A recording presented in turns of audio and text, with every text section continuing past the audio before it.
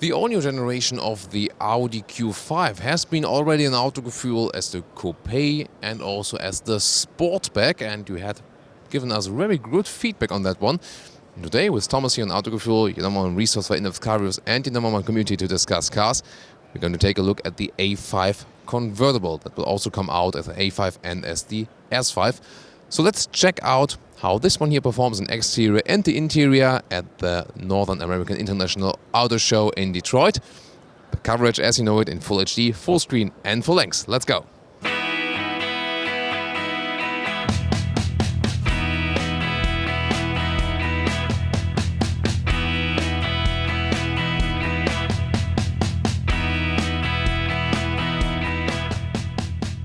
In the front, the new convertible body style is pretty much the same. You see here those dramatic front hood lines that all lead to the front, to this huge single frame grille. In this case, we indeed see the S5 version with the 6-cylinder petrol turbo engine, and the S version also has this stronger lower bumper here and also equipped with the top matrix LED headlights. You do not have to get them, but the form here that they have this sharp blinking eye, this one will always remain the same. The S line will also look quite alike. If you are more interested about the different styles and versions, then check the A5 Sportback review, because we had several cars there where we compared the different versions. In the side profile of this mid-size convertible, you can see that the A5 is still design icon because it mainly consists of very few design lines. For example, this straight horizontal line, it goes all the way to the back, and of course I think very beautiful also as a convertible. The Coupe is maybe the most beautiful one, but when the roof is closed, which we unfortunately cannot do at the moment because the car is not with power, and we don't have the key, actually, though maybe I would drive away with it when I had the key. You will also see that when the roof is closed, we can also check it out in some preview videos in Autogefühl, it is flatter now. So the new convertible will come closer to the Coupe version with a very flat roof. That won't be that good for the headroom for the rear passengers, but however, you know, probably this is also more a two-people car for sure. And one of my favorite convertibles for sure, because this one here can combine sporty riding with a very comfortable ride as well. And now we found someone from Audi to close the roof for us with the key, and here you can see that the roof line is now flatter with this real glass window here. Again, not quite sure what about the headroom, we will test it soon, but here you can already see it has a flatter appearance. And the rear proves again that this car also very well works as a convertible. Those horizontally drained tail lights also with sharp edges, then again the small spoiler integrated here for the S5 version, and the biggest version difference in the sport trim here is the big diffuser in the lower end, 4 exhaust pipes with chrome. And well, the sound, you know, we heard it again on the S5 Coupe and also on the S5 Sportback. It's not the most growling sound, but very refined. If you have the red exterior color, there's one reason to go for it, because then you have the corresponding engine layout here for the V6. And in general, the A5 convertible will come with a 2-liter TFSI, so the turbo petrol engine, different horsepower variants, or the 2-liter TDI. And then this one is also available in the S version, the V6 with 350 horsepower, also turbocharged, of course, as we know from Audi. Nice 3D setup here with the Audi rings. One of the very few times I can also touch it, otherwise it would not be a clever idea because it gets too hot. And the performance you can already check out in our driving reviews of the S5 Coupe and the S5 Sportback. Really looking forward to that one here as well. Let's get inside. It's always interesting because those door handles flip up a little bit, old school style.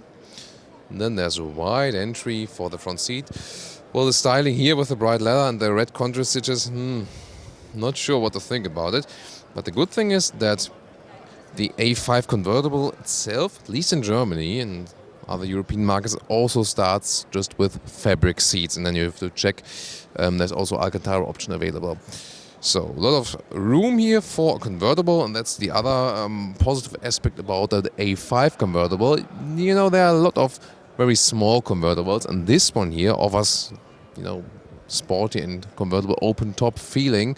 At the same time, enough space also for taller people like me. And you can adjust the steering wheel here in every direction, goes quite easily. compact sporty steering wheel here in the S version with a flat bottom. And look to the front, it's really okay. Headroom wise, you will see there's not too much headroom here, but the soft top is pretty thin. Usually it works when you're above, even taller than me, when it is 86 or 6'1", then it might get some problems. But as it is right now here, it's still perfectly fine. And by the way, you can also compare the old version generation of the A5 convertible, because we had that one also when we projected also one of the newer ones, the S5. We did a comparison there, so you can check that one as well, and then you can see the differences. Here, for example, what else is interesting? This one is the Audi exclusive interior. There, for example, you can also see the inside of the doors. We got Alcantara, so I would like to see that one more all over the interior. And then you can also see that we got a carbon fiber trim that is special for the S5 version. But in general, you can also get aluminum trims here. Also, for the rest of the interior, I would maybe go for that one. Looks also sporty, but a little bit cleaner. The carbon fiber, of course, is the racing style, but it's also a little bit dark. So, which one would you go for? Cockpit overview. You see features all that we have seen in the other A5 models. Horizontal layout with the air vents. Then again, this is my favorite AC unit. If it would be turned on right now, you can also check out the Thomas AC DJ style, because I like to do that in the Audi cars. With those very high-class clicking sounds, and also check out the buttons here that you can, for example, control where the vent's coming from. You will see it then in the screen, and again, nice click. And also with those central MMI terminal. There we go. This is also the biggest screen that is available here. And you will have all the GPS and no touch. That will still be done with this MMI terminal there. Then you will can, for example, rest your hand on there. This is the Tiptronic, so not the S-Tronic. So there's still the converter gearbox is being used for the very strong engine right here. This will be new with the convertible here, the buttons to close and open the roof, because so far you had to hold it, and sometimes it was said it was for security reasons, safety reasons. But now this should be possible just with one click to open and close the roof to have more comfort. I'm not sure well about the regulations there. Maybe they integrated some safety mechanism and then were allowed to do right that. And here armrest, for example, the great build quality, everything is really fixed again, so you don't have to worry about that. So the high build quality we see everywhere, USB slots in there, inductive charging for the smartphone, but most of the things we're showing you at the moment are, of course, all optional. However, I really think that a basis A5 convertible will do just fine, enjoy the comfort, maybe also just take a manual transmission, not the biggest engine. You will be just fine with this car and enjoy, the basic style on the exterior and the comfort on the interior, because with all of the options here, the car will get super expensive, really. Also, the convertible will optionally feature the virtual cockpit, 12.3 inch. There you can also change the views and stuff if the ignition would be turned on right now. This is the S view, so you have the big RPM meter, for example. But you can also just go with the basic cockpit layout, because this one will a couple of thousand extra price in combination also with the biggest GPS. Rear seats, well, you will have more legroom than, for example, in an A3 and convertible, but I won't push it forward now, because I want to have the seats as I would be seating actually in the front. And you see, that does actually exactly work knee room wise. However, I will have to be sitting a little bit cramped in the rear headroom wise. But it shows if you want to do a tour with 4 adults with open top, that's no problem, that would work. With closed top, of course, it's not too easy to get the people in and out.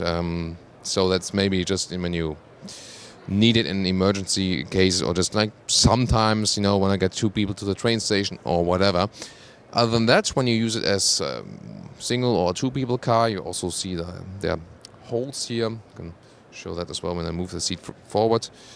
That's a good solution, by the way. You can move the seat electrically forward from here. There's a hole right here and also at the other side. This is here to mount the wind deflector. It's a really huge one. You can fold up, and that is playing a massive effect, because this is probably the convertible to drive all year, the real true convertible to drive all year, because together when you have all the windows up and the wind deflector also in place, you can even drive it like at 0 degrees and 110 kilometers or like 60 miles on a motorway, even in winter times. So that is probably also one main reason to go for such a convertible here and not for a very, very sporty one. This one here you can use all year, unless, for example, you have an Audi TT. That one, for example, is really a summer convertible. In the winter it will be too cold. This one not. Now, what can we fit in the trunk? Let's see. It opens automatically with this hydraulic function. This is a setup we have at the moment when the roof is opened. When the roof is closed, you can also push this one further. There's also a button for it, and then you would have more height. It's still limited, of course, but you can see in this new generation it's also easier accessible than in the one before.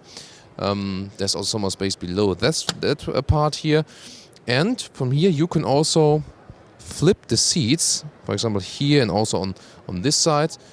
You can release it and then you can see, you can fold the seat. Oh, it automatically folds down. And I can also see on the rear there's a top tether to mount child seats, and also I've seen on the rear seats you have the Isofix covers there. So one very good use for the rear seats could also be mounting 2 child seats. So that one is fully compatible for that one. And here, wow, it's really good function. Works very flawlessly. And I really wonder, I mean, this release mechanism does not work that well even in the A4 Avant, so in the estate version, works better here. So loading through longer things is actually not a problem, just very high things when the roof is mounted. Again, this space here would be open then again when you have the roof closed.